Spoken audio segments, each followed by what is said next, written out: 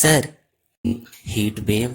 61 people have died. The temperature which was वैश्विक तपन यानी global warming मानव जीवन को बहुत कष्टदायी बना सकता है। न दिन में आपको टेम्परेचर कंफर्टेबल लगता है, वृक्षारोपण और इसे कंट्रोल में रखें।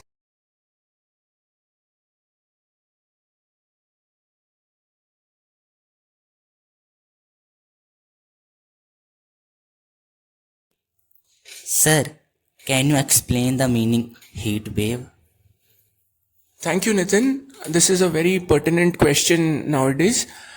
Heat wave is an extended period of time during which the temperatures are much above normal. You can see that most of North India today is under the influence of a terrible heat wave. In fact, I read in the newspaper today that 61 people have died due to complications from the heat wave in the last 2 months. And this is actually a terrible outcome, not just for human beings, but also for animals as well as plants. Every species has an ideal temperature in which it can survive and thrive. You must have seen that we put our perishable food items in the refrigerator.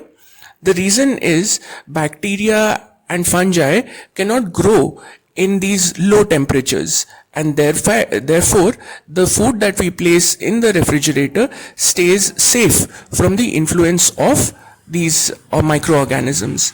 Similar to these microorganisms, human beings have also an ideal range of temperature in which we can live and thrive. The temperature which was decided by the Paris Convention of 2015 was 1.5 degree Celsius above the pre-industrial age. कहने का मतलब है कि जो आधुनिक युग से पहले जो आम तापमान हुआ करता था, उससे औसतन 1.5 डिग्री सेल्सियस के ऊपर की लिमिट रखी गई थी पेरिस के समझौते में, जहां पर कि सभी दुनिया के 195 देशों ने इस पर हस्ताक्षर करके ये एक बुनियाद बनाई थी कि जो तापमान है वो इसके ऊपर नहीं जाएगा। आप जानते हैं कि वैश्विक तपन यानी ग्लोबल वार्मिंग के कई दुष्प्रभाव हैं, जैसे बढ़ता हुआ समुद्र का दर, जो बर्फीली चट्टानें मीन्स ग्लेशियर्स जो है उनका पिघलना, ये सब मानव जीवन को बहुत कष्टदायी बना सकता है और इसके कारण बहुत बड़े पैमाने पर लोगों की मृत्यु भी हो सकती है,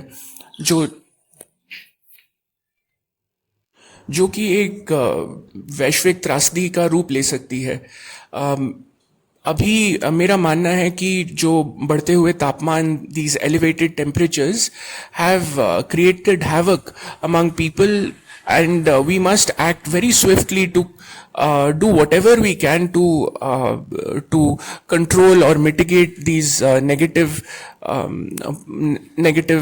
outcomes of the heat wave.